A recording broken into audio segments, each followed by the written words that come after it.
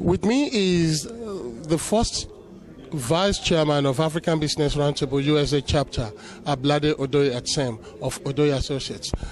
Mr. Atsem, it's been a pleasure having you here. Well, thank you very much. What does today's event really mean to you, especially the inauguration of the Roundtable? The Roundtable has been a very important group when it comes to business in Africa.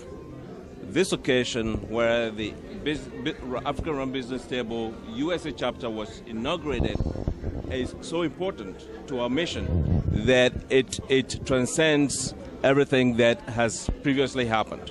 We know there have been several other groups that have been formed, but this group really encompasses all of Africa, and the focus of business is what makes it very, very interesting.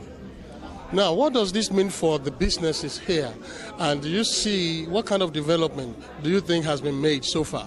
Well, we know historically businesses in the U.S. have not had the opportunity of doing business in Africa, the continent, because they do not have the resources or they do not have the know-how on how to get onto the continent. With African Business Roundtable, most of the members are African-born business owners, whereby they have practical knowledge of the various African countries. So you can come to the round table and you'll be directed to one of our members who has inside knowledge in any of the African countries that you want to do business in.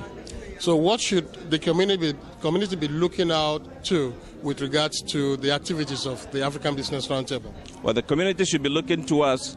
Any opportunity they get, they want to do something in Africa, they should contact us. They can contact us through our website, www.afbrti.com.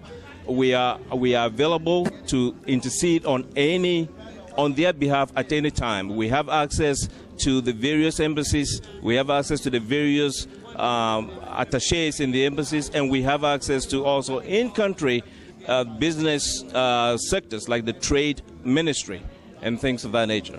Thank you for being with us, Ablade. Thank you, Samson.